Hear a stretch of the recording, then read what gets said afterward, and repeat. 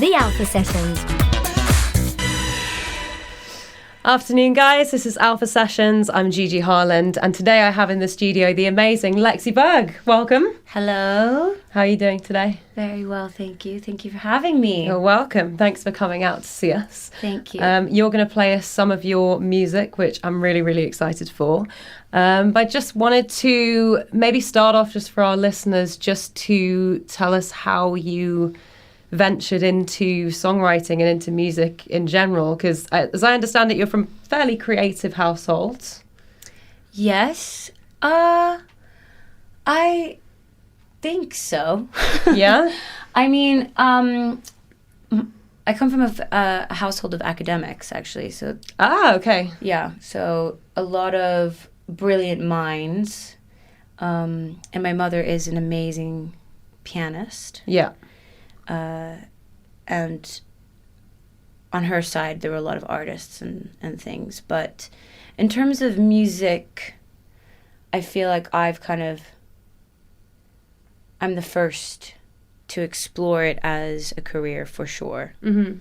And definitely the first to go fully into music as a lifestyle.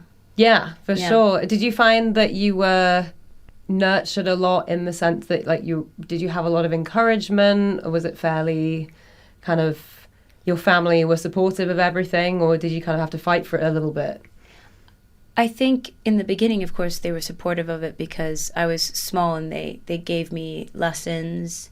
They took me to my piano lessons. They took me to my recitals.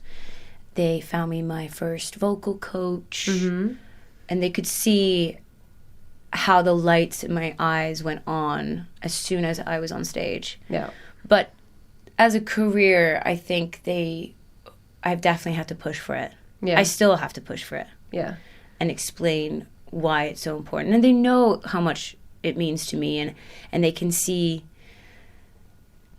how much I love being on stage, as much as I loved being on stage when I was little. Yeah, for sure. I can imagine, because there's kind of parallels between the two, right? Because I imagine with academia, there's a lot of rigor and a lot of discipline that's required. But maybe in that route of things, there's a bit more of a blueprint for steps 1, 2, 3, and then eventually you're going to get to this level. Whereas in music, the only blueprint you have really is following people that you're inspired by. Exactly. The rest of it is just like, good luck, kid, like that kind of thing. Exactly that. Yeah. I mean, you're completely right. Yeah. There's nobody there to tell you how to do things. Often the industry separates you from other musicians. Mm-hmm. Yeah. And there's this idea that we're competing constantly with each other, so we don't share information on how to get places. We often don't help each other out. Yeah, sure. And my parents could see this industry where a lot of people are, not treated well, not paid enough. Why wouldn't I go into something where, exactly as you said, if you achieve this, you can get to the next level, and it's stable, and there's an A to Z, and so much in between that as well. Yeah. It's a beautiful world, the world of academia, and I wish in some ways I had no other passions in life and I could focus on that, because I would have done it. Yeah. But music was just my whole soul. Yeah. And I couldn't be 70 years old in bed wondering what if. Mm-hmm. Yeah. That's a really tough position to be in. I always think that sometimes whenever I'm getting in my head about social media metrics, or what do other people think, or is this good enough or whatever, I just sit and think I don't want to get to a place where there's no more time left and I still have all these songs in me. So I feel like everyone I speak to relates to that on some level. 100%. And also, not only that, but it's a joy. Totally. I find joy in writing. I find joy in meeting people like you. I find joy when people hear my songs and the lyrics speak to them. There's nothing as powerful as music, I think. Yeah. To change someone's mind, to make them feel things that they couldn't feel. It's a very visceral communicator, I feel like. Like, I love films, and I love, like, photography, and I love all different art forms, but I never, if I listen to a piece of music, there's nothing that is so efficient as just getting me somewhere really quickly. 100%. Again, I keep saying 100%, but you're so right.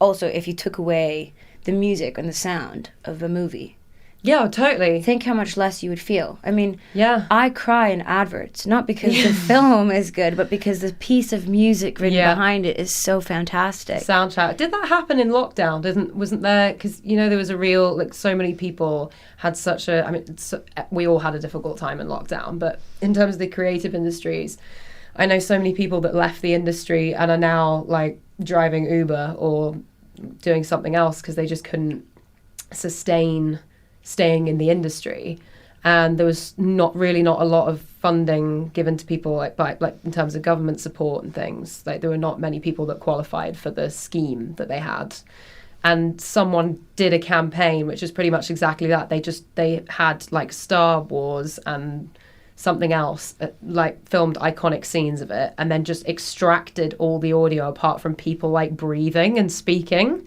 And it was like, this is why you need to make sure you protect, like, your creative industries and things. But just to get back to you, because that's what we're here to talk about. Yeah. So you grew up in Sweden on a houseboat. Yes. Amazing. I mean, sounds very, like, bohemian and romantic. Was that, like, the reality of it, or? I mean, thinking back to it, it probably was bohemian and romantic. For me, it was normal. Yeah, sure. And also, not even normal, but just odd. But because Swedes have such a relationship to the ocean, and because Stockholm, the capital city, is just made up of loads of islands, it didn't seem so strange at the time. And it was really fun. Yeah. You know, it was really fun. Yeah. I mean, I was like... Until it sank. Yeah. What, are you serious? Yeah, it sank. It started sinking because in Sweden, obviously the water freezes. Right. And so the boat has to be consistently heated up, and if you leave it for too long, the ice can start chipping away at it, and it basically started sinking and ruined a lot of things. But anyway. Wow. Was that after you left for, like, when did you come over to London? It was after I left. It wasn't whilst we were on it. Okay. Oh my gosh. So how old were you when you came to London and kind of joined the music scene here? I was 15. Okay. Wow. Okay. Yeah. What was that like, coming over as a teenager? It was confusing. Yeah. I think Sweden, I'm so privileged to have grown up in Sweden, where there really wasn't the same distinctions between people and groups of people as there are here. Right. And that's probably because it's very homogenous, and there's a lot of, at the time, you know, there was quite a homogenous population there. And but here, you know, you immediately come in and there's, like, a huge class thing here, a huge distinction between where you live, where you go to school. Yeah. In Sweden, everything's free for a kid. Yeah. So you don't notice, and again, I'm talking about growing up a while ago. Things obviously have changed over the last couple of years, but, you know, you didn't grow up thinking that you had less because the government never let you feel like that. Yeah. So I think coming here, I felt very much thrown into the deep end of a society that I really didn't understand. Wow. Yeah. Yeah. And there's so many intense things going on as a 15-year-old anyway. So just to have a culture shock thrown into the mix and be pursuing a career that is also, there's no blueprint for, and it's definitely a bit of a rodeo. Yeah. I mean, I was at school, obviously, not studying music at the time. Yeah. So it wasn't like I came here for the career. What were you at school for? Just, you know, normal school, 15, yeah. Okay, so it wasn't, you didn't go to, like, a music school? No music school or anything. But I was doing music on the side. And I think one of the biggest things that I found was how many people are there to kind of use you, even when you're really young. And that's what I really came into contact with when I was in London in the beginning. I met a lot of kind of wheeler, dealer, swindler vibes. Have you Yeah, had very much a similar situation. Yeah, I've been fairly fortunate. I've heard of a lot worse stories, but I've definitely come across people who, especially if you're young and impressionable and you don't fully know who you are yet, which is likely if you're a teenager, you have to just hope you have good people around you to just kind of be like, might want to rethink that decision 100%. Or just don't make any rushed decisions, just like hang fire a little bit. And that's what's so amazing right now about ChatGPT. And obviously you have to have the brain to think, okay, I'm going to put this into ChatGPT. Yeah. But I feel so lucky that we have that tool now, because so many times people would come up with ideas or contracts or tell me that this is how the music industry does it. And I obviously knew nothing. Yeah. And I would nearly go with them or sign something with them, not realizing that it was wrong. Yeah, that you're getting exploited, basically. Yeah. What was it that stopped you? Did you have someone that advised you? No. Just all hunch? All hunch, and always ran away. It always made me run away. I think that this is the biggest thing with me, is like I constantly run when there was a problem. Growing up, when there was a problem within the music industry, I would just run. I would just stop for a bit. Like in the industry as a whole, or just if there was something going on with you and like your career, you just kind of be like, I need to dip. No, for me, if something happened which made my gut say, this is weird, this is uncomfortable, I would just stop speaking to that person. Wow. Yeah, and then I'd find out later that obviously I was completely right, but it would really put a spanner in the works in terms of moving forward in the music industry. I think that shows, as much as I'm sure it was really irritating and disheartening when it happened, I think the fact that not only you had that relationship to your intuition, but you also followed it through, to me, that kind of suggests a person that is an artist through and through. In many ways, like, makes total sense to me why you are the artist that you are, because you have to be able to connect to that and know yourself, and also be willing to take the consequences for following through on it. And especially at that age, I think that's really impressive. Well, what happened with you? With my situation, so I've been writing for other people for a while. Yeah. And I kind of, different things, like different dance projects, or like writing for pitch and working with like a few producers. And I worked with some amazing collaborators. But I kind of got picked up at quite a young age. I was 17, working with like a major label, like management company. And they were great, but they had a very set idea of, I think, what they wanted me to do and what they wanted me to sound like. It was in the era where Adele was just starting to blow up, and they wanted me very much to do these ballads. Really? Because I have that kind of voice. But my writing was a little bit different, and it, I was so young. I definitely was not writing the way that I am now. So I understand why I needed guidance, but there are so many people in your ear telling you what they expect of you, what they think you are. And I didn't have the depth of knowledge at that point to know who I was, really. So I've had a very long, windy road through loads of different lefts and rights, and working with people, not working with people. And I'm just now at 32 at a point where I feel really strong, like really... I feel so physically connected to what I'm doing that I really don't care what anyone would say about it. It's just, I feel like this is, like, who am I to get in the way of what wants to, like, go through me, rather than let's just listen to what everybody else wants. Yeah. But it, like, if I'd have had that at a younger age, I mean, who knows, like, how things would have gone. But then you can't live in what if. But this is the thing. It's not like things went completely differently for me. It went exactly the same as you. True. But my big thing was, it wasn't that I knew what I didn't want. Right. But I did not know what I wanted. And I had no clear vision. Right. Yeah. And that was what stopped me from really making any serious steps in the beginning of my career. And especially, I remember, so the first time I was offered a deal was when I was 12. Wow, yeah. And it was with the guys who worked with Swedish Eurovision, and they took me to Britney Spears' record studio outside of Stockholm. And I was 12, turning 13. Mm-hmm. Like, it's a lot of shiny things for a lot of shiny young. things. Went there, and I sang this song that was about love.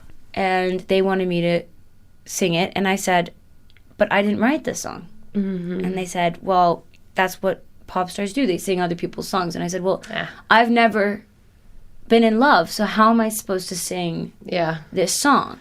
Yeah. And I ended up not taking the deal because I didn't want to take it. Mm-hmm. But that's kind of been the way, every single step of the way. It's been, I've gotten really close to something, and then right before it happens, I back off. Yeah. Or something happens, or doesn't feel right.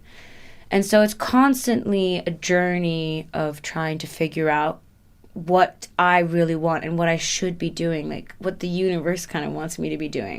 Totally. What feels right. And so it's really interesting to hear your story, because it's kind of running alongside of it. Just, you were doing all the things. Mm-hmm. Well, I wasn't. I was going so close to it and then saying no. Remember, I was 17 and nearly got signed. They wanted me to do like house music, when you what's you're featuring they stuff. All want you to do house music. I just didn't. I couldn't do it. I loved house music, but just not for me at the time. Mm-hmm. And I think I was just really scared. I think also I always had a humongous, like I had a big problem with my image of myself, right? And people wanting me to be something, and me not knowing who that was. Yeah. And not being able to say, no, I don't want this, but I am this person. Yeah, but I do want this. You kind of have one half of the equation. Yeah. Yeah, exactly. I was like, I don't want this. And that's what happened later when I was at Warner, was I said, okay, first time ever, I'm going to ignore what I don't really want. I'm going to do everything that they tell me to do. It's Warner Music. Yeah. And when I did everything that they told me to do, it still didn't work the way that they wanted it to work, obviously. Right.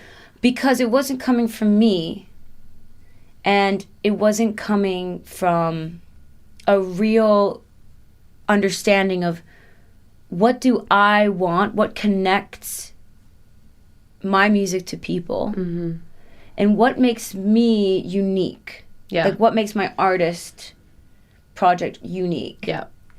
And what are my strengths? Mm-hmm. Yeah. They went so towards a mold. Yeah. Like broad strokes. Yeah. What do we think? Also like, aligned with what's cool at the moment, or what's already working that we can get you like the closest to as well. There's so many things that just become about other people's perception. Yeah. I imagine I know from experience as well, it's a very like alienating feeling, but which beautifully brings me to the song that you're just about to play for us. And I want to come back to this in a second, but the song you're going to play for us is Bermuda Triangle. Do you want to tell us anything about that song before you play it? I wrote this song with two of my favorite people in the world, and two people who believed in me from very early on. Mm. And they're called Jim Elliott and Jimmy Hogarth. Mm-hmm. Jim and Jim. Two Jims. Yeah. Double Jim. Anyway, we had the most magical time writing songs together, and I basically described how I sometimes walk around the streets in London, and I just think, how the hell did I get here? And it's not even how did I get here, but how did we as people get to this place? Ah, okay. It's so many different things. And obviously, I want the listener to be able to put whatever lyric into, their experience of life.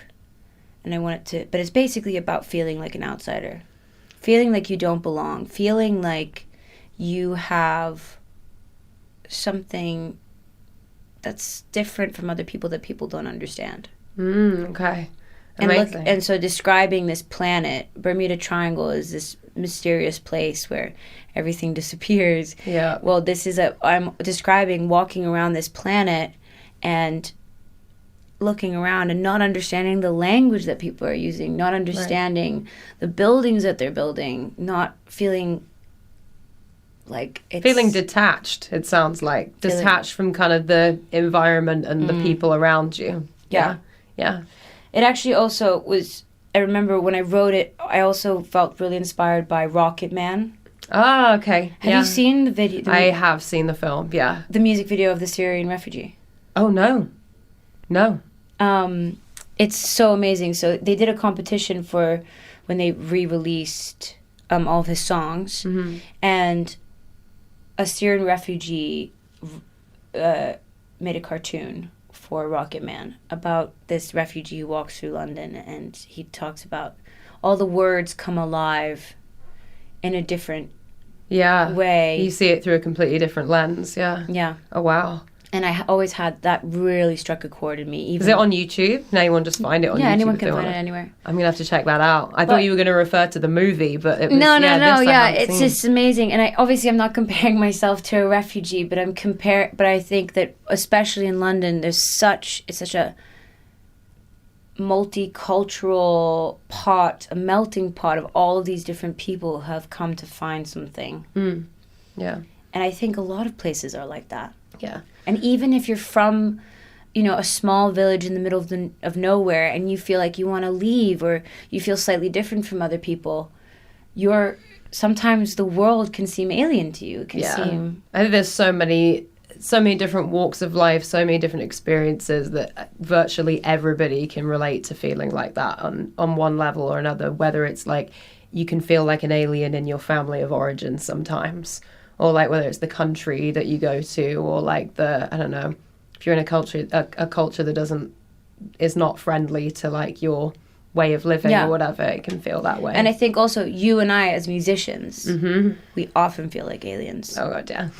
We feel like outsiders. Yep. We feel unappreciated. We don't understand the world and how it exists in the capacity that it does, and how it doesn't reward something like music, which is this incredible universal language and also universally used by people. Yeah. How we aren't rewarded for it. Yeah. I always think of music as, the way I think about it, is it's a public service as much as anything else. It's like, I think there's a real tendency to look at it from a lot of people's perspectives and think that it's an indulgence, or like, a hobby that why should you get paid like for doing your hobby. But the way I see it is like, if you're providing a service. You try and write a song. Yeah. But you're also there, like, you're there with people, like in connecting with people. And so much in the society that we have now, I think we're hyper connected and we're also incredibly disconnected.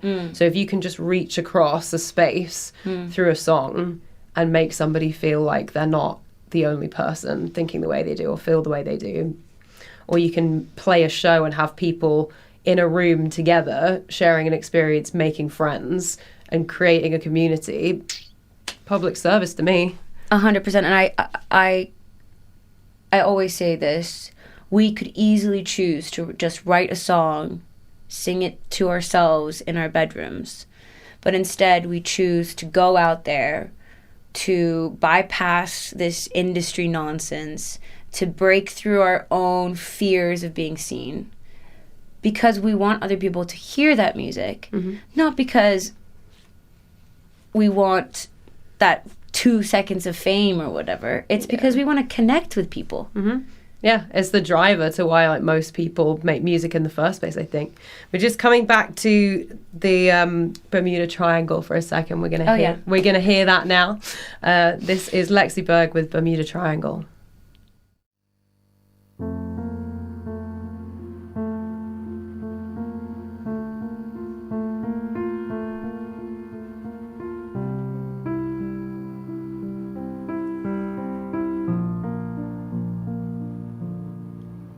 How did I land here? It's not any planet I know, a language that leaves you alone, light years away from my home. How can I live here? The mountains are turned upside down. Milky Way crumbs on the ground. Happy songs just bring me down. I look for the exit, the stairs to the roof. Pilot to sail the ship back to you. When will I get it? I'll never belong. When will this gravity stop? Standing out on my own. Am I invisible? Planes flying overhead. Bermuda Triangle.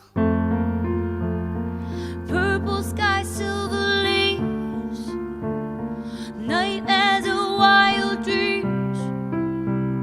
Shipwrecks and tired souls.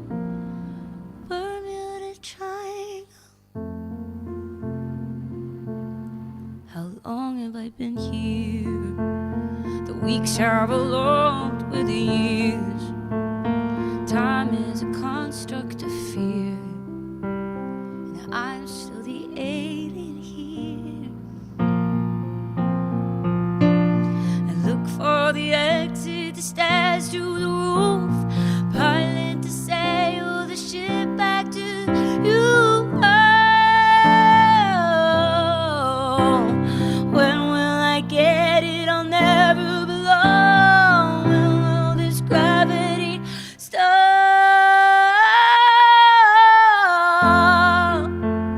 Standing out on my own. Am I invisible? Planes flying overhead. Bermuda Triangle. Purple sky, silver leaves. Nightmares and wild dreams.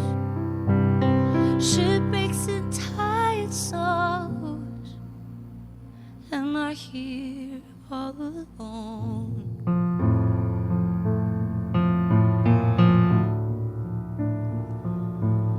Can anybody hear me?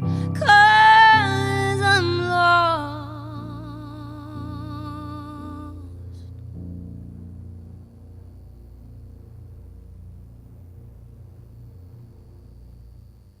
The Alpha Sessions.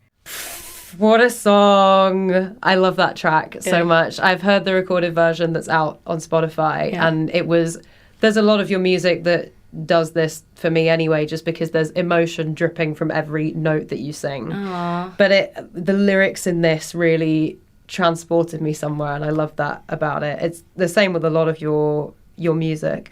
There's another track that you're going to play for us called Lonely Satellite. Do you have anything that you want to say about the kernel of where this came from, or I the think it's inspiration was? exactly what we've been talking about, which is this drive to connect to people. Mm-hmm. I have always, again, said that, I said this before, I've always felt like I am slightly different. Like I'm not very comfortable in my own skin. Mm-hmm. And then when I meet other people who feel the same way, or who feel that something slightly amiss, it's almost like we make each other feel more comfortable. Yeah, you kind of have this instant kind of understanding. You're like, oh, okay, I kind of understand your, anxieties a little bit. Yeah. And it's not even something that you necessarily have to verbalize, but you just kind of feel it. I mean, listening to the lyrics of the track online, I kind of got this feeling as well of like almost a monotony of like something that you go through like day after day. It's exactly. And then to me, it tied really nicely into the Bermuda Triangle lyricism as well, because there's a lyric in it that's like, beam me up to the sky. It's just like you're reaching out to connect to something that sounds like it's bigger than you, and it's visceral and it's free and it's not in your head. Yeah. And it to me, it feels like someone that's reaching for a connection, which is exactly what we were just saying about like why you make music in the first place. Yeah. Yeah. I mean, there's a lot of yelling into the universe saying, you know, why?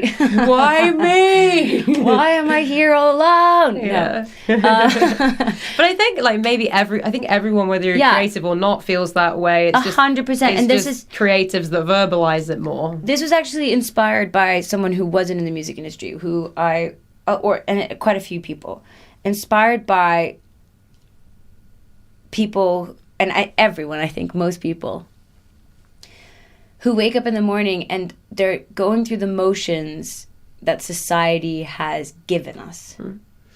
We are told to put makeup on our faces, to look good, to arrive on time for work, to put on that shirt, to iron it. It's just all these weird social constructs. And then we're competing with each other. We're feeling lonely. We're feeling disconnected.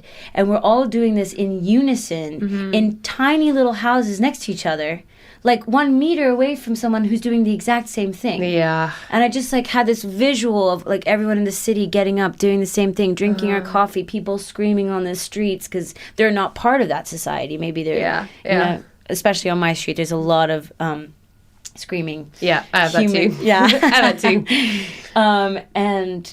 And I was thinking, you know, I do the same thing. Like I'll go on Instagram and I'll start scrolling and I'll think I'm not doing enough. I'm not doing this enough. And what's the meaning of all that stuff? It doesn't mean anything. Yeah. And so I remember just going up onto my roof and just looking up to the sky, thinking I would see some stars. And all I could see was just this one little lonely satellite. And I just thought, gosh, isn't it so strange how we are all these lonely satellites trying to navigate our way through this universe when we're all feeling human emotions. And very similarly underneath, I think we, like, obviously our experiences, the specifics vary wildly, and we all bring our different kind of baggage and lens that we see things through. But essentially, we're all longing for the same thing, but no one really talks about it. Yeah. We're longing for meaning and connection. Yeah. And for a purpose. Yeah.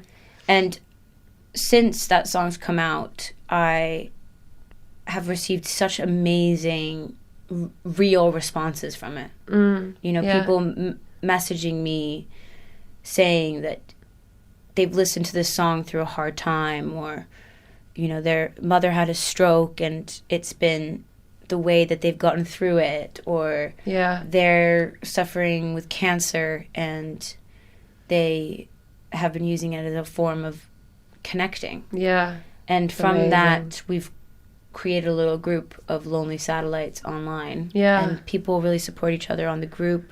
Public service. Like, tell me that doesn't deserve support. That is amazing. And I'm so buzzed for you that you've had that as a response, because that's, I don't know, for me anyway, that's always where the most job satisfaction, if you want, like, comes from it. 100%. If it could go alongside, you know, industry recognition, it would be, you know, I would be so happy. That would be really sweet. Yeah. Come on. This is my song, Lonely Satellite.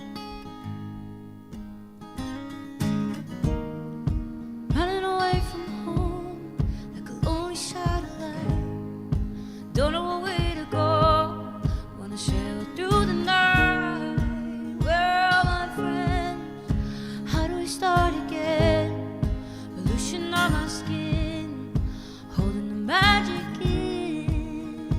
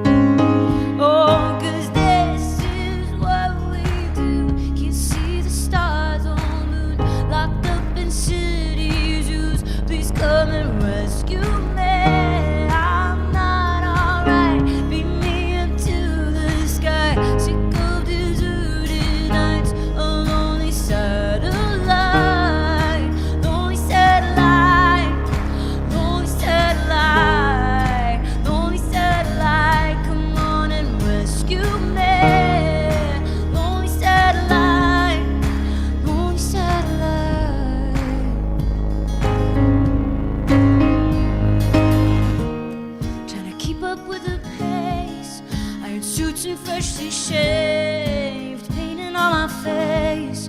Gotta play the A game. Coffee's sinking in, streets are screaming. Another day in the wind, another day I'll never see again.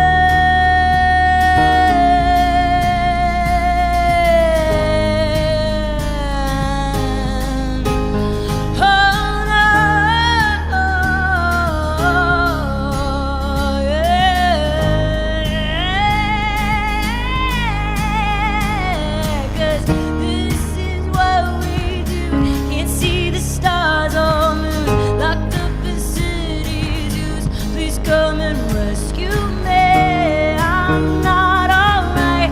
Beam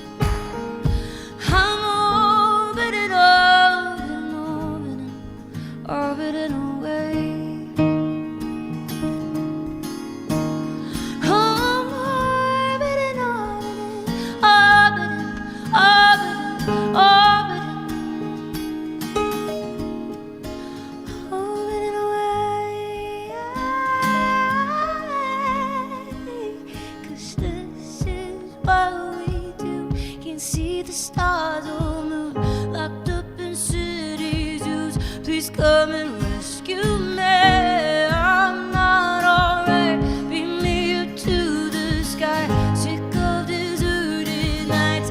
A lonely satellite. Lonely satellite. Lonely satellite. Lonely satellite. Come on and rescue me. Lonely satellite. Lonely satellite. Oh, I'm orbiting, orbiting, orbiting, orbiting away.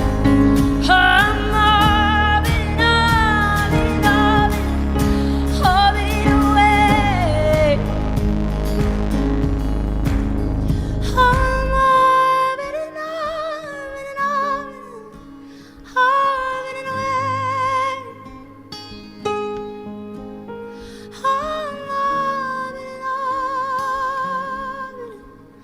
orbiting away.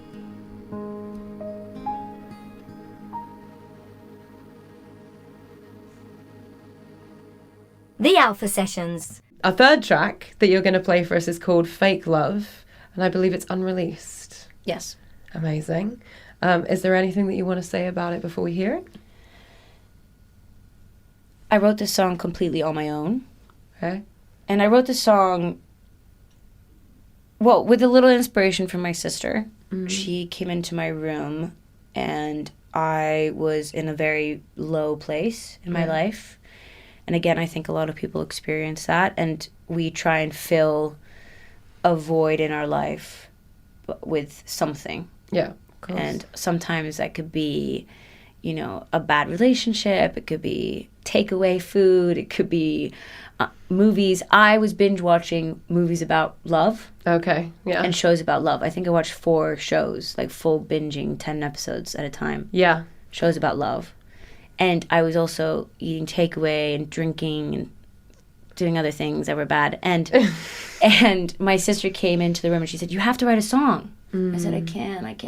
She said, "Just write right now." And she like dragged me up onto the piano. Wow. And the first line was just like, "I'm here again with a bottle of rum. I don't need anyone." And then the whole song came out in one go. Amazing. I mean, there's, especially with all the like tech we've got and all the dopamine addiction that's available, there's a million different ways to numb out.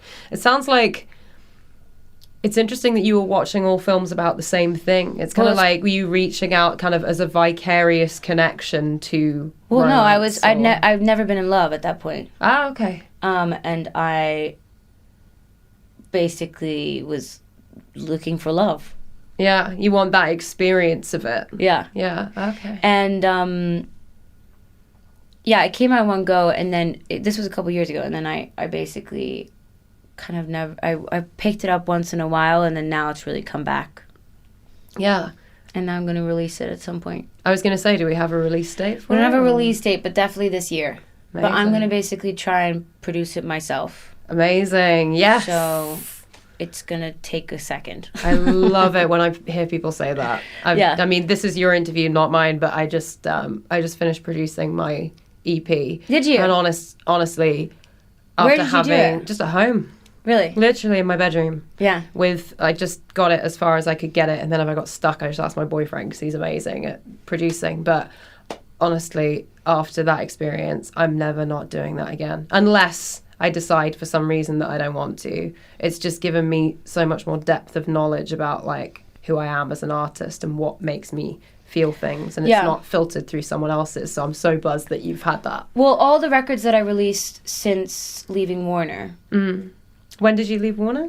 2 years ago. Okay, yeah. So everything, so Lonely Satellite, Bermuda Triangle, all those songs, I went in. So when I was at Warner, I would filter myself, just like you said. Yeah, I would always take into account that these people had more experience than I did. right. And so even though sometimes my gut would say, I don't know if I like this, I would be too shy or something to say it. And Yeah. there were also things that I just didn't know. Like I didn't know about the mixing and even about levels and all that kind of thing. Yeah. And going into this last project, working with Jim Elliott, all I said was, I'm going to say whatever is on my mind and whatever suggestions I have, and please don't Judge me. judge me. Yeah. And it was amazing. So it became a co-production. Yeah.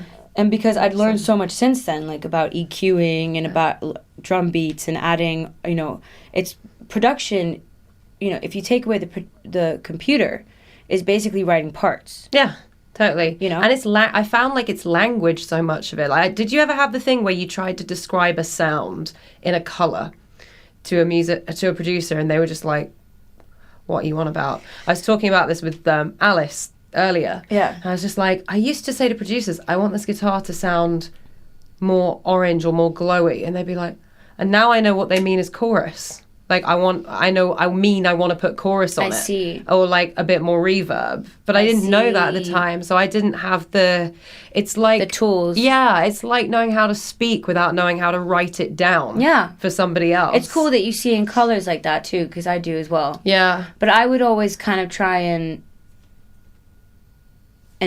make the sound myself. Oh wow. Yeah. Okay. So I used to make songs just with my voice, and I'd be like, Whoa. or Yeah. "Oh," Very intuitive. yeah, Really and- or intuitive like, that way. Yeah. So did you find the recording of these songs with those two, the collaborators, that just gave you total freedom, didn't try and steer you one way or another, were just there to catch the ideas? We literally were totally in tandem. Amazing. And I remember for Lonely Satellite, I was like, I've got to say something, and I just like I feel like if I don't say it, I was like, I want to put bongos in there. And he was like, what do you mean? I was like, I really think we should do a drum circle vibe, because I feel like the song okay. has Yeah. a drum circle feeling. Yeah. And it doesn't need to be bongos, but something to make that feeling of a drum circle. Mm-hmm. And he was like, okay. And we did it. And they're in there. Oh, amazing. And I was thinking, God, I really want drum circle. I want a drum circle.